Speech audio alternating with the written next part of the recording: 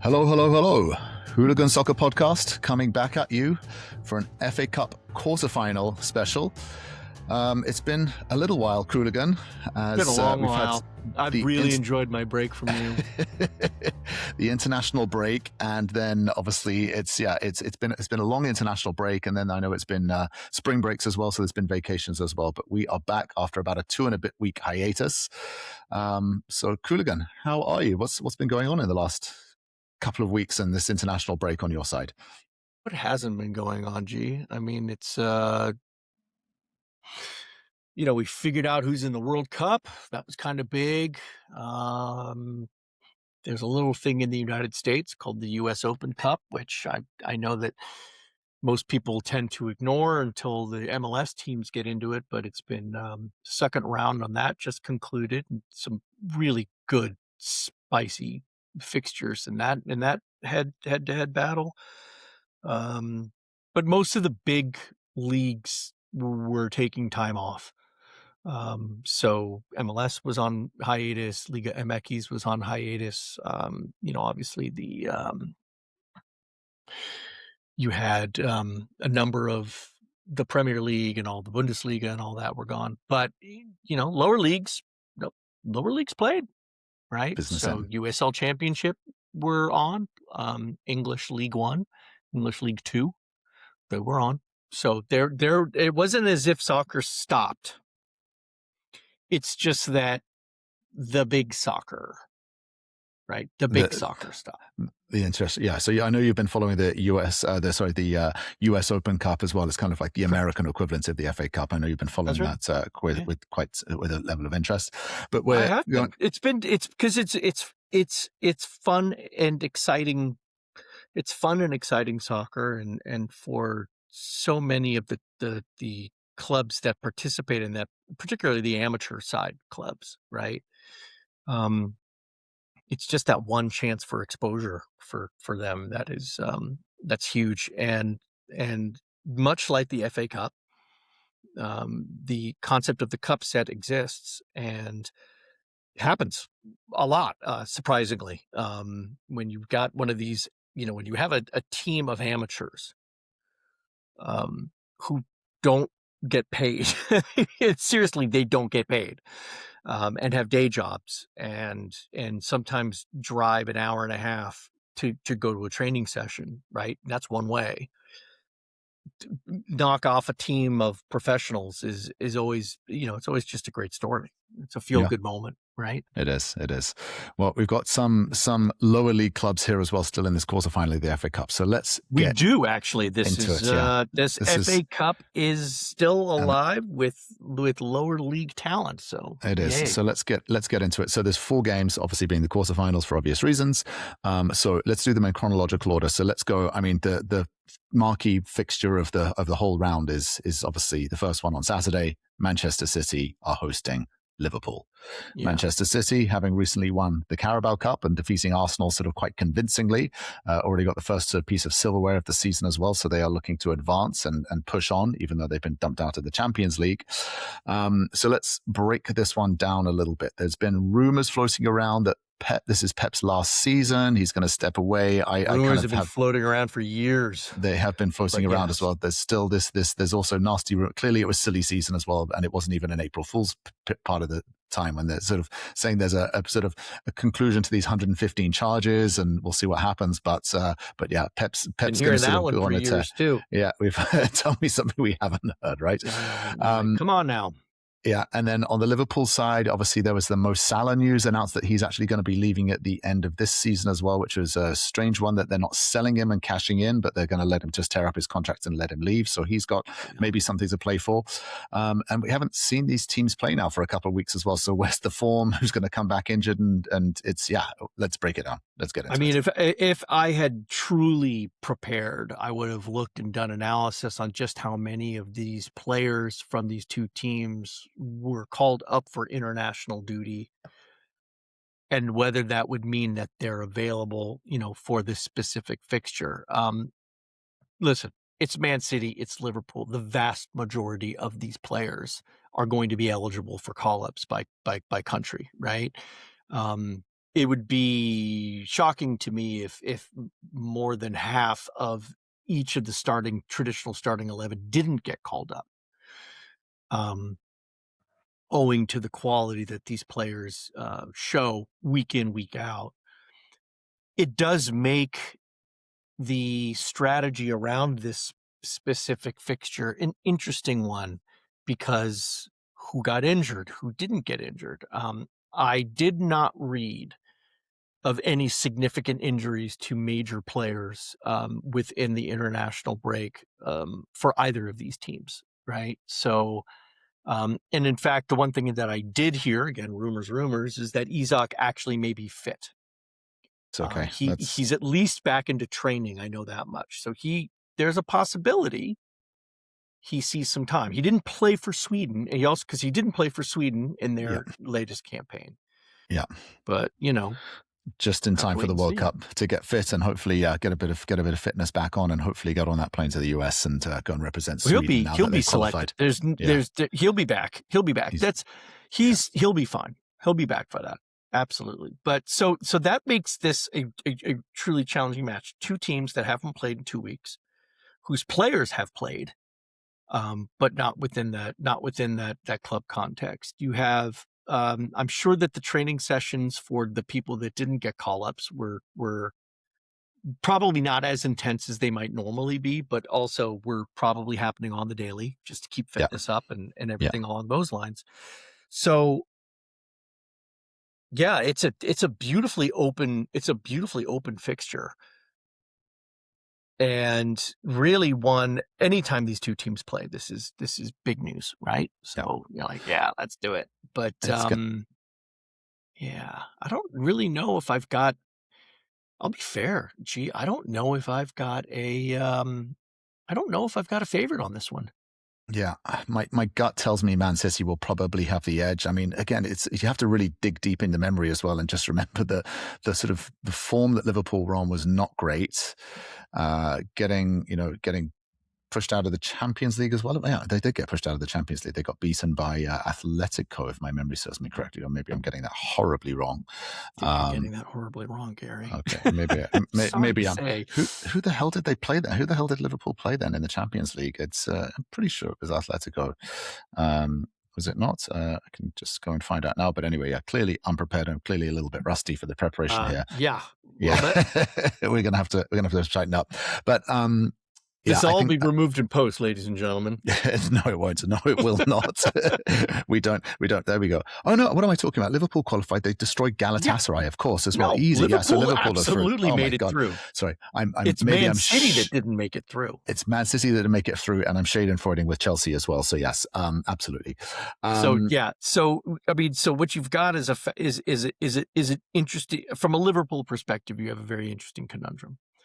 Obviously, the FA Cup, it matters. It's important. Yes. Everybody knows that.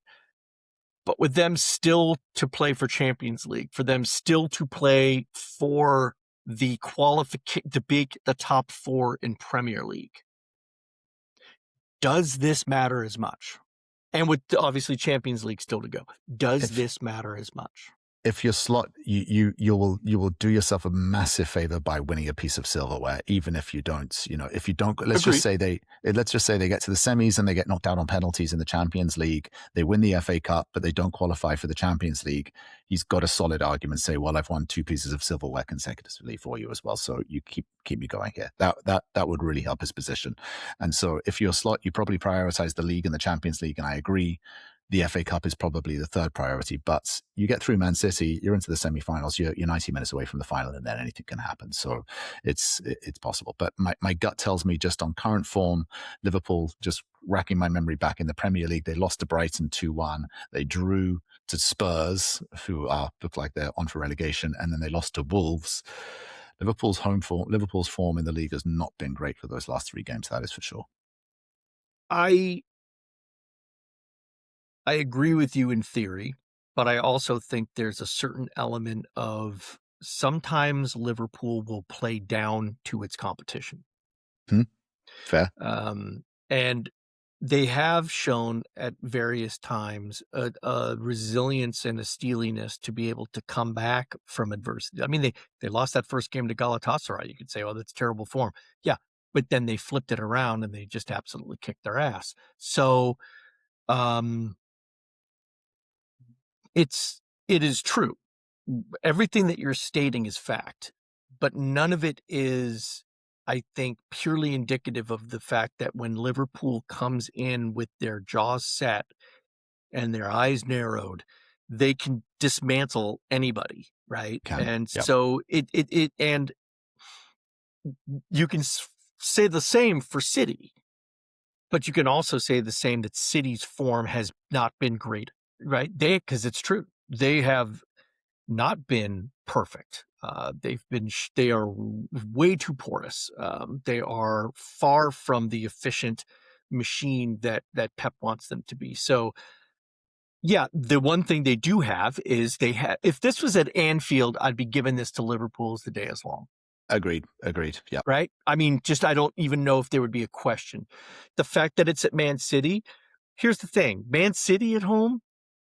We all know Man City supporters. The Man City supporters are there for the gram. They're there for the clicks and for the posting. They're not there to watch the team. Man City doesn't really have a dedicated rabid fan base that fills their stadium week after week. Okay. They've got fans and people are passionate and love their team, but they can't afford to go to the games. Even though Man City has some of the cheapest prices, it's just difficult to get. I don't know. I'd give, because of it, I'd give Man City a slight edge on this one, but I really think it's going to be close as the dickens. Absolutely close to the dickens, and probably going into extra time. Yeah, for that, and that's what you don't want to be doing, particularly as now we get into the business end of the season and just playing extra minutes. It's gonna, this stuff, it hurts. It goes long, Absolutely right? No, I agree with you there. Yeah. Okay, all right. Let's move on to the second fixture of Saturday. Chelsea are hosting Port Vale. Ask me on a scale of 1 to 10 what my level of confidence here is of Liam Rosenior managing to get results out of The this. only thing that I can do is there was a great PBS show back in the 70s in the Bay Area. And there was a theme song to that, and I will now I will sing that theme song, but la la la la la la la la la la la la la la la, and it's called the Banana Split song. That's right. You know the Banana Splits. So for those people, right? So I'm all I can say. This is the most dangerous fixture in the world right now for Chelsea. Yes. Yeah. Yes. And yeah, it is. It's because here's the thing: Chelsea hasn't played as a team for now. For the 2 weeks. It was the PSG game where they got absolutely humiliated. The PSG game where they got embarrassed twice. In between that, I can't remember. I don't. Do you remember what happened in between They then hosted Everton and they got spanked 3-0 by Everton. Do you remember that? Thank you for confirming. They didn't host Everton. They didn't host Everton. Sorry, they went to Everton and got absolutely humiliated. It doesn't matter who. It doesn't matter in whose house they got embarrassed. Right? they got pantsed. Humiliated. They got pantsed right in front of everybody. And so here you go. You've got a Chelsea team that is reeling. They all split off and went and played for their respective countries, because I'd say that was certainly the case, right? Meanwhile, back in the lowly League One, Port Vale played 4 games. Okay, so they played this entire period of the international break. They've played. And they've been playing because it's Port Vale. And here's the thing: Port Vale's going down. They're going to be a League 2 team next year. Bottom of there is League absolutely One right now. I don't think there is any chance at redemption. I'm trying to look. I don't think there's a chance at redemption for Port Vale. They've got 31 points. They need 45 to be safe. They need to make up 14 points. Now, here they have 2 games in hand. There's the infamous, but they have games in hand quote. That doesn't matter. Port Vale, for all intents and purposes, is going down.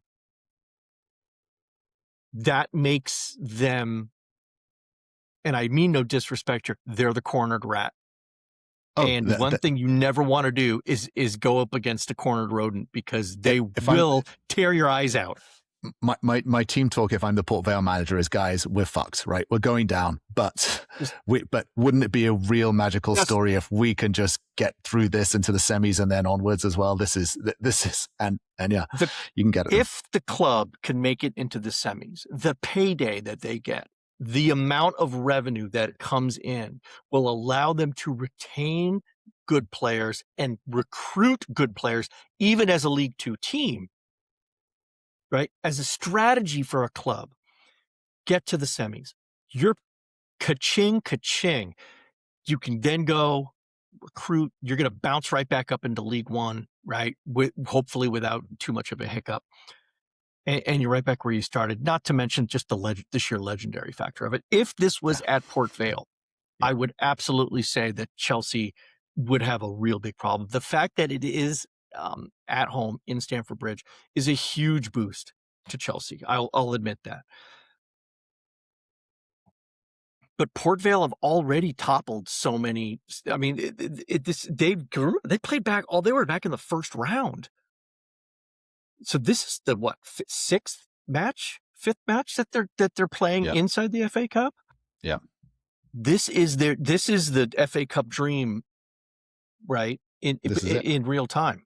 Yeah. So and they're scrappy, and they're ornery, and they're going to hit you in the ankle, and this is they'll have Premier League refs who will probably be a little bit more, who will probably favor the Chelsea side just a tiny bit. If they really wanted to make this good, they'd call up a League One ref.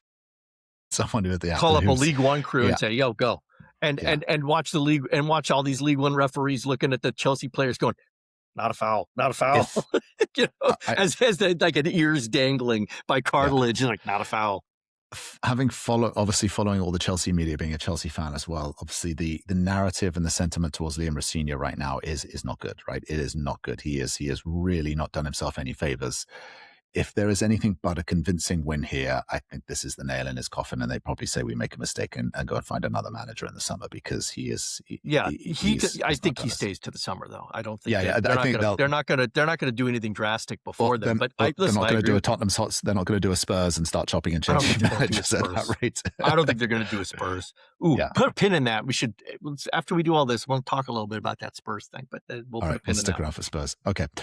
Chelsea. I just banana skin city, baby. Yeah, Liam, if you're listening, full court press, go A team. Don't hold back here. You've got this is again similar to Slot. If he can come out of the season here with a cup and Champions League qualification, he'll buy himself a bit more time into next season as well. But he's got to do that. City and Chelsea both got out. Were both knocked out of Champions League. They've got nothing else to play for other than qualification for next year and this FA Cup. Yeah, exactly. Yeah. Okay. Moving on to the third fixture of Saturday, you've got Southampton against Arsenal. Arsenal, 9 points clear at the top of the Premier League. Obviously looking good. History of, in that final of the Carabao Cup,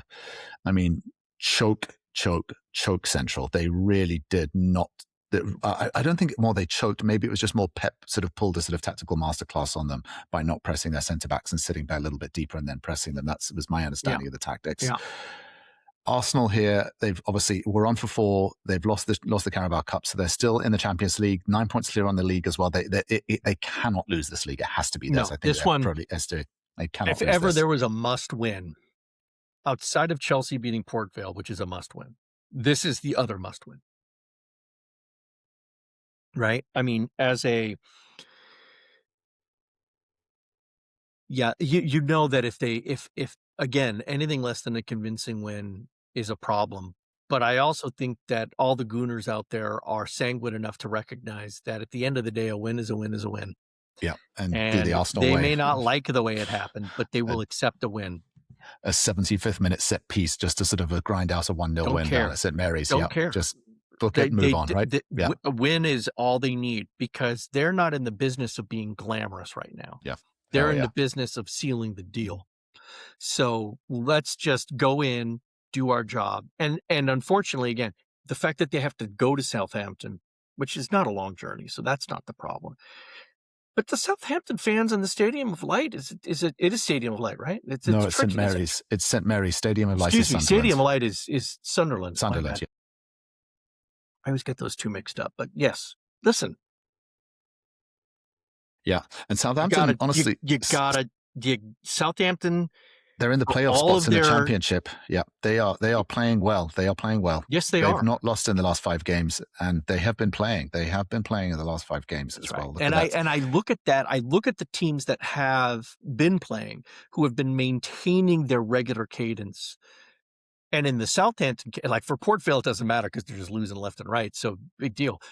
But for the Southampton team to come in with that momentum, with that engine humming, with the wind at your back, and at home against that Arsenal team who will be feeling so much more pressure than they will. I guarantee you that even if Arsenal beats them 3-0, the Southampton fans are going to be cheering their team the entire way. There will be no boos. This will not be a Tottenham Hotspur, we're going to boo you in the 20th minute type of scenario. They're going to be supportive of their side, and they're going to be saying, good job, lads. Let's keep going. Yeah, As long as keep going. Southampton show up and play, Yeah, they're going to be supported. yeah. Arsenal, Need to do the business, because if they do gotta lose do and the they business. do stumble here, this stuff will feed in and trickle into, and all of a sudden that'll feed into the rest of the season. And like with the 9, even though they're 9 Everything points clear, suddenly becomes fragile. how many times have they been title 6 becomes points clear? fragile. They, Right? The they've like title becomes fragile. The Champions League becomes fragile. Everything becomes fragile. This win suddenly bolsters them. It's like adding supports to your foundation, right? yeah, it's true. It's true. That's why this is big. And I'm just thinking, like Arsenal, I think they're currently 9 points clear. City have a game in hand, but I think I can think of like 3 separate occasions where they've gone 6 points clear, looking good, and then all of a sudden it's just a few draws have come in, and Man City have won and caught them up. So it's going to be this is going to be an interesting fixture. And again, I suspect this will probably be, as I say, it'll be a set piece, like a corner or sort of like a Declan Rice free kick or something like that after 75 minutes, and that will seal the deal. And if they do, well done, Arsenal, move on. Just looking at all the other teams in the brackets as well here, there is a world where you can actually, the semifinals could actually be quite easy if you're one of the big teams and you do get through, and some of these big teams get through, some of these lesser teams, because this 4th fixture, West Ham United are hosting Leeds. You've Correct. got, I mean, this is again talk about this one. No, this one. I look at this one and go, oh my Lord, West Ham. This is your moment. Can you imagine if they win and survive relegation and get through here? Suddenly their season's a success. And really, again, Espiritu Santo becomes one of those guys, right, where you're just going, how did you do that? You're a magician. You're the magician manager, right? Watch me pull a title out of, watch me pull a trophy out of my hat, right? I mean, like, what the hell? Yeah. No, and they got, I'd say that West Ham drawing Leeds was as good of a draw as they can. And of course they're at home, which is another gigantic advantage for them. So, I mean, I have to favor West Ham in this match, Leeds and West Ham both have their own relegation struggles. They're at the bottom. Yeah. They Leeds know that okay. Leeds are okay. No, they're going to be okay. I think they're going to be okay. But that doesn't mean that they can think that they're okay. I'm allowed to think they're okay. Nobody on the Leeds side is allowed to think that they're okay. They go into every game thinking that if we lose this game, we're getting relegated. That's the way they have to play the rest of the season. Yeah. Now, do they have to come into this match doing that? Not particularly. Freedom. There's surely a freedom here. Just play and have fun. Just go and play. And I think, that Farke understands how to approach these types of ties and these types of scenarios. And they have been doing pretty well. They have been playing with a certain vibrancy. So have West Ham. I think this could be the best game of the lot, with two sides just sort of, with a full octane, no holds barred approach. This could be an absolute cracker. Absolute cracker. I'm excited for this one. And it'll actually be, broadcast on, you don't have to stream it, which is nice because it's on ESPN2, I believe. Yeah. Fantastic. Yeah, so this will be a good one. And then looking through, I mean, there is a world where let's just sort of speculate here. Let's just say Liverpool beat Man City, right? So Liverpool go through. Let's just assume Port Vale beat Chelsea. Port Vale go through. Let's assume Southampton beat Arsenal. All of these things are possible. And then let's just say West Ham go through. You're going to have a semi-final where all of a sudden you've got Liverpool could be sort of the strong horse here as well. There'll be two Premier League team potentially and two Championship. Yeah. Well, not even Championship. Right. Two non-Premier League teams because you've got a League One team going on here. It could be a very interesting semi-final lineup. Now, the other way to look at it is the strong one is all the Premier League clubs win. You got City win, Chelsea win, Arsenal win, and then West Ham. Let's just say it is a strong. I mean, I do think that is the most likely outcome is that you'll have Chelsea and Arsenal winning. I think that certainly the money line and the betting line is always going to be in that scenario, right? But yeah, I don't know. I'm not even worried about the next fixture. I'm really just focusing on these and how fun and exciting they're going to be. Yeah, it's going to be a good weekend as well, particularly with particularly as finally we've got got the domestic sort of stuff back up and running as well, which is wonderful. Okay. All right, so that covers off all of those semi-final or the quarterfinal fixtures. You wanted to create a little bit of a safe space here to talk about Tottenham? Yeah, because apparently they got Zerbi, right? Am I wrong on that one? It's confirmed. So yes, it was not. Went out and hired Zerbi. It was on April Fool's Day. Yes, it was not an April Fool's prank. They announced it on the 1st of April. I think that's Tottenham's social media team having a gaffe. Personally, I think they're like, this is going to be great. Nobody will believe it. Cultural problems. Yeah, I know. I think that's very clever. And I just wanted to say how I do think that for all of the nonsense and the sheer crapoliness of Tottenham's season, that is a strong managerial choice because De Zerbi has experience inside the championship, right? So if they get relegated, it's a manager that they can hold and a manager that has proven that he has the intellect, the nous to be able to take a team and bring them back up. So I actually applaud them on that choice. Now, some cynical people might say, I can't believe they're bringing a manager with the anticipation that they're going to go down, who's going to be able to get them up. But he's also a smart, clever guy. The biggest problem that I see is that he tends to be a tinkerer. He likes to finagle with systems. He has a very particular way of playing. He doesn't have time to get Tottenham on board with that. So what does he do in this interim? I don't know. I do think there's still a very high likelihood that Tottenham goes down.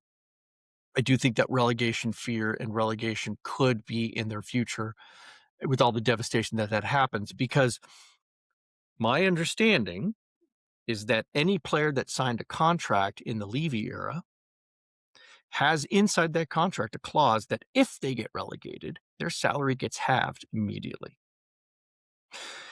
Because that's the type of thinker that Levy was. Now, the idea was they all were explaining that away, saying it'll never happen. We're never going to get relegated, so don't worry about it. But now as a player, that presents some problems of, yeah, well, hang on a second. If we get relegated, what the hell do I do? You think Van de Ven's taking a half cut? No. Well, they'll be asset stripped. They'll be asset stripped as well. So many the vultures will come in and pick off the half decent players. Like Johnson goes, Solanke goes. They can't sell the whole team. So it's like I do find that fascinating. And I all I wanted to say was we should talk about De Zerbi, because I think De Zerbi was as a choice by a team that's hedging its bets. If they stay up, you're going to want to keep De Zerbi. If they go down, you're going to want to keep De Zerbi because he's a good. So I liked that choice. I thought that was for both scenarios a very smart managerial choice. And the Cooligans out. No, I think that's a good take on it as well, because I think the media noise around him there's been a lot of negativity. Like, why give him a 5-year contract as well? Because I think the longest stint he's had as a manager has been 2.5 years or something like that as well. So he's not going to stick around. You're going to have to pay him out. You're paying. That is you paying attention to something that's not important. Mm-hmm, yeah, that's the great magician's trick. The piracy, distract with one hand while you're moving the ball or the coin or something with the other. The priority. Don't pay attention to the contract. Yeah. Don't pay attention to that. Yeah. Pay attention to the deep thinking underneath, which is Tottenham going, we have to pick a manager that will, because the worst thing that could happen is they do get relegated and you get rid of another manager. No, you don't want to do that. Yeah. You don't do that. You're Yeah. picking a manager that you can say, we're going to at least stick with this guy no matter what happens. Now, maybe if he doesn't get off to a great start in the championship, that's a different discussion. That's a whole, but that's a different discussion, a discussion you have later. Yeah. Because they're going Yeah. to have, if they do get relegated, they're going to have the nightmare of how the hell do we keep our players? Because that's the next story. Yeah. Yeah. Well, it's interesting. I don't know. Again, that comment you made about the contracts, about sort of the relegation clauses. Again, that is what I speculation. have. That's spec. I haven't seen a contract, and I don't know if that's true. Yeah. But I Now, have heard on different sources that there is something to that, and it might not be by half. It could be different for each contract. But what I'm saying is there is a relegation clause stipulation in there. inside the contracts that you'd hope that they'd sort of thought so pessimistically and negatively when drawing those contracts, because if not, because the worst scenario is you do get a superstar who doesn't have that in their clause, and let's just say they get injured as well, sort of towards the end of the season as well, and they get a broken leg or a sort of ACL or something like that. You're on Premier League full freight, not paying, and they can't, and no one will buy you as well when you're injured, so they're in real sort of trouble there as well. But yeah, so I a lot of drama and a lot of stories to come out of with Tottenham. I'm going to press you. Do you think Spurs go down? You think? I say there's a good chance. More than 50-50? I will say this. Ask me that question after the next 2 Premier League games. When they're 4 points behind it, West Ham have picked up and they're 4 points. I think because the international break came at such a time that had they been forced to continue playing with this sort of doom and gloom and the onus of that resting over them, I think that would have been too much. My hope is that the international break could have given them a chance to step away. Yeah. Regroup. Take a deep breath. Regroup. Make a change. By the way, I have to say, I think a lot of what happened with Igor Tudor wasn't just related to that. His father died and they were really close. I mean, I think that on top of everything else, Tudor was just like, I'm out. Yeah, I don't think it was necessarily. I don't think it was necessarily Spurs saying no. I don't think it was Spurs saying you suck, you're out. I think it was also him going, I can't. I just cannot. Also, I don't think I can give you what you need right now, and that's the best thing for both parties here. Yeah, he was told after the game. His father died in the middle of the game when they got eliminated from the Champions League, and he was told afterwards. Didn't even go to the press conference. Just walked out. Of course. Yeah, of course. I totally understand that move. Totally understand it. But yeah, Tottenham, so much drama. Stay tuned. Fun. Well, if they can regroup and come out and just get points, that's all they need, right? They're at least above the line right now. So it's like I know, simple, just win, baby, right? Yeah. It's a classic, but it does work. It's very effective. It has surprisingly simple, yeah. Okay, well, Cooligan, as always, good to be back. Good to be back in the saddle, get back in the rhythm and the momentum. We've obviously got a bunch of World Cup stuff coming down the pipe as well. We'll be talking more about that and pushing that a little bit later. So until then, let's get back to it. Good stuff, Cooligan. Thank you.